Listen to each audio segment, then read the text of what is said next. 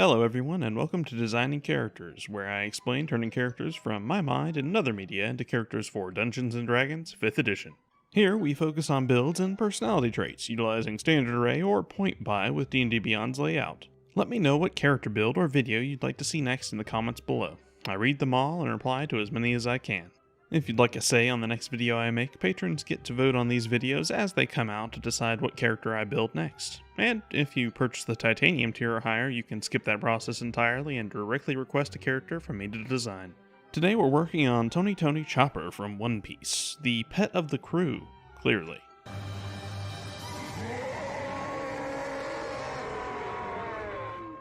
So what does our adorable little monster need?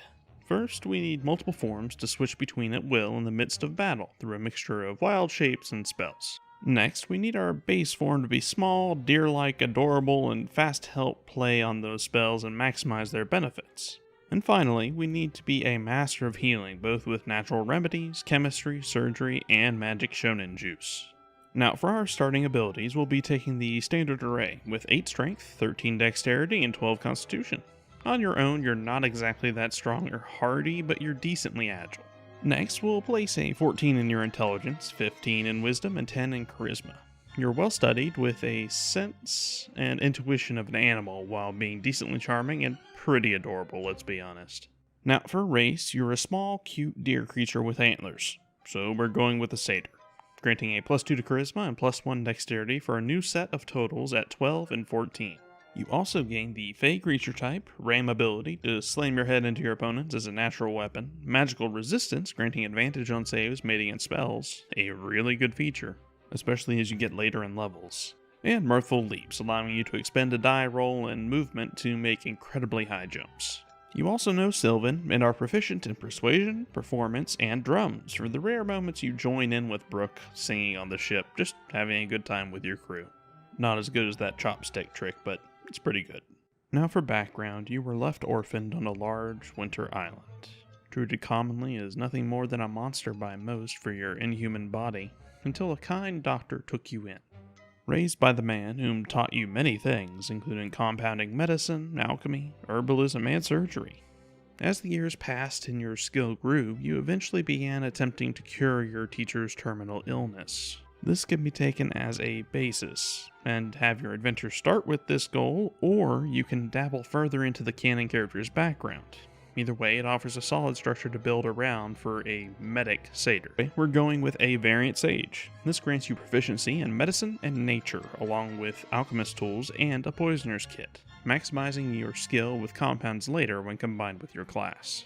You also gain the Researcher feature, allowing you to gain excessive knowledge on your surroundings, history, and other questions you may have for your DM about their world. Now, speaking of class, we're starting off as a druid and staying as such. No real reason to multiclass with this one. As a druid, you gain a D8 hit die and proficiency in the herbalism kit to round out our scientific knowledge of medicine. Along with this, you gain proficiency in the skills Insight and Perception for your keen analytical mind and animalistic observation abilities. As well, you gain Intelligence and Wisdom saving throw proficiency. You also gain Druidic as a language, learning a special language that only other animals usually know, and spellcasting. For those spells, we'll be taking Primal Savagery and Guidance for your cantrips, using your Brain Point to focus your skills when necessary, and extending your hooves into blade-like claws to dig into your enemies for powerful kicks. For your 3 leveled spells, take Cure Wounds for an emergency medical treatment, Fairy Fire for a haphazard mixed vial of liquid tossed at a target to mark them, and Longstrider for when you shift into your more bestial forms, augmenting your mobility even further. Level 2 druids gain a Druidic Circle. Take the Circle of the Moon and augment your combat with your Rumble Balls, now shifting into various CR beasts at will, flavored as partial deers. For your additional spell, take Absorb Elements to throw out a chemical mixture that acts as an opposite for an incoming attack, weakening its effects. 3rd level druids gain a spell. Take Enhance Ability to maximize your own medical skills in a last-ditch moment to save an ally, or maximize their own abilities. Just make a concoction to make them into their best selves for a while. 4th level druids gain a feat. Take skill expert for proficiency in investigation for use of that keen mind you hold, expertise in medicine to show just how masterful you are as a doctor, and a +1 to your wisdom to even out your odd number up to a 16 total now. As such, this level you gain 2 spells. For your cantrip, take Shape Water to assist in the creation of your various medicines and potions as well as to clean wounds. For your 2 spells, take Lesser Restoration as an emergency medical injection and Pass Without Trace to move through a city or forest without anyone noticing, until your captain starts yelling anyway, or the versemate gets lost, or any of the other chaotic nonsense that follows you happens. 5th level druids gain a new spell. Take Dispel Magic to hurl a mixture of sea stone dust out and ruin a Devil Fruit user's day. 6th level druids gain Primal Strike, causing your Rumble Ball forms to now be counted as magical for dealing damage with their attacks. As a Moon Druid, you also gain access to Circle forms, increasing the power of your wild-shaped Rumble points. Finally, for your spell, take Protection from Energy to manifest a focused shift in your form, expanding your fur and fat to provide a protective layer against incoming elements. 7th level druids gain a spell. Take Polymorph for your more exotic shifts in form instead of relying purely on wild shape for various situations. 8th level druids gain +2 to their wisdom for a new total of 18 now, allowing you to advance the potency of your spells that much further than before, also granting you an additional prepared spell. Take Healing Word for a long-range spell based on a pill or injection to mend the bodies of your allies, and Blight for a powerful chemical mixture to melt away and destroy living creatures in an emergency. 9th level druids gain a spell. Take Greater Restoration for an emergency mixture of immense potency to nullify dangerous effects on your crew, and powder some diamond and throw it in that mixture, I guess. I don't know.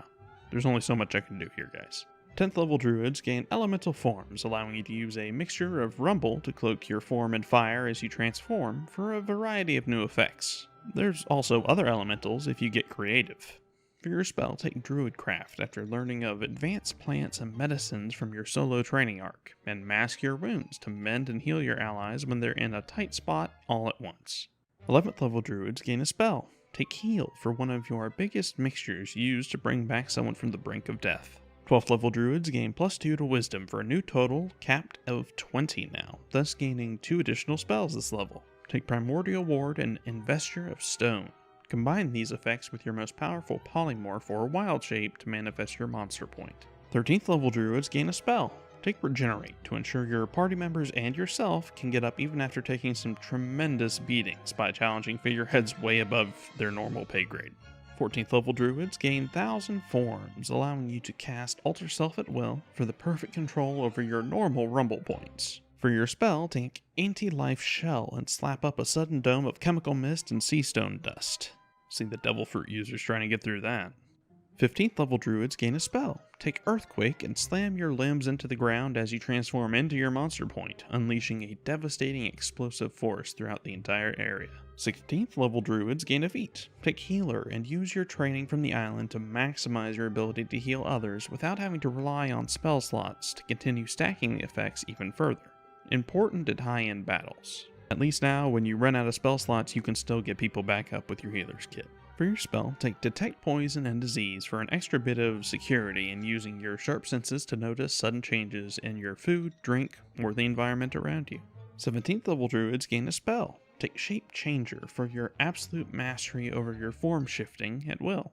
18th level druids gain a Timeless Body, rendering them a lifetime 10 times longer than normal. You may also freely cast your spells now while still in your beast shape. For your spell, take Foresight for a fully mastered focus point form. This is easily one of the best features in the game, and really plays well with using your spells to augment yourself even further while you're in wild shape. Unfortunately, this also means you'll probably outlive your crew, but I mean, have you looked at them? You're probably going to do that anyway.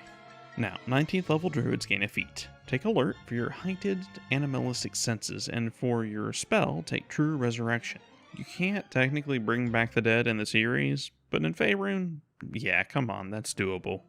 Finally, our capstone of 20th level druid becomes an Arc Druid, allowing you to now have infinite uses of your wild shape and ignore all components that aren't worth gold. For your final spell, take Whirlwind to unleash an explosion of wind from a swing of your arm.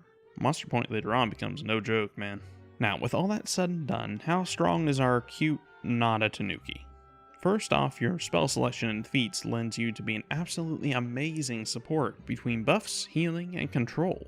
Even if you run out of spell slots, you can heal your party members the old-fashioned way with a needle, some yelling, and bandages. Second, you have tremendous raw combat potential through a mixture of wild shapes and polymorph spells that can grant you large hit point pool despite your own limited base hit points, as well as some pretty high potential damage output through them. And of course, at level 20 you basically have infinite hit points. Finally, your actual skills and utility aren't that bad at all, with solid knowledge and utility, as well as 2 decent social skills due to your race. Combined with the alert feat, you're a solid scout and investigator for the group. But you're not perfect, so you do have weaknesses. Firstly, you're heavily reliant on your rumbles, or in this case, your wild shapes and polymorphs. At high levels, this isn't too big a deal, but getting there is a problem. Once they run out, you're in some trouble with low hit points, horrible AC, and pretty pathetic saves aside from your 2 mentals. Next, your damage potential is strictly tied to your wild shapes. Without it, your ability to attack is limited, essentially to a cantrip, which, though it can deal some decent acid damage, is only 1 attack and it can easily miss. It's also strictly melee, meaning you have to be on the front line to use it. Not optimal at low levels, since you have to not be in wild shape to cast it, so you'd be in a pretty garbage situation.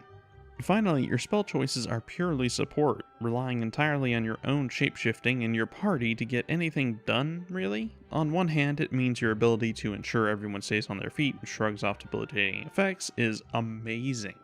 On the other, it means you can't offer much of anything to shift the tide of battle with AoEs or debuffs, control, and so forth. But that's not part of your job. Leave those effects to Nami and Robin, that's what they're good at. You know what you're meant to do, and you're amazing at it. Focus on healing and support while dashing in and out as a secondary frontliner using your wild shapes. Don't burn yourself out, and keep a close eye on your crew. As long as you stay up, they'll stay up, and in return they'll fill in the holes in strategy that you can't. There's a reason that you work with your crew, your family. Use their strength to your advantage and they'll use yours. As always, thanks for watching. If you enjoyed the video, please drop it a like, subscribe for more, hit the little bell, and please leave a comment on anything you liked about the build or what video you'd like to see next. I'm currently working on a video that isn't quite D&D based, hoping to release that soon before next week's video, which is a video based on Jujutsu Kaisen and Naruto. Kind of a little discussion, a rant, whatever you want to call it, regarding Nobara Kugisaki and Sakura Harana. Hopefully you'll all enjoy it, and if you'd like to see more discussions or non-D&D videos like that, or just D&D videos that aren't direct builds, let me know. I'm kinda starting to dabble in that stuff. As always, I'd like to thank my patrons, but especially my platinum patrons, SBS and Crom. Your donations mean the world to me. If you'd like to join them, there's a link in the description below to my Patreon. Patrons get to vote on the videos that I do and have access to various variant rules, homebrew supplement systems, items, spells, and so forth there. You can also talk with my community in Discord to learn about my D&D supplements and a literate roleplay board I run for my world Exardia. If you really like these build videos and there's one you'd really like to see put out without the votes and everything slowing it down, check into my Titanium tier patrons. They get to just request one once a month directly from me. But more than anything, I'm just happy that you guys are watching this video. Have an amazing day, everyone. Be safe. Love each other. Goodbye.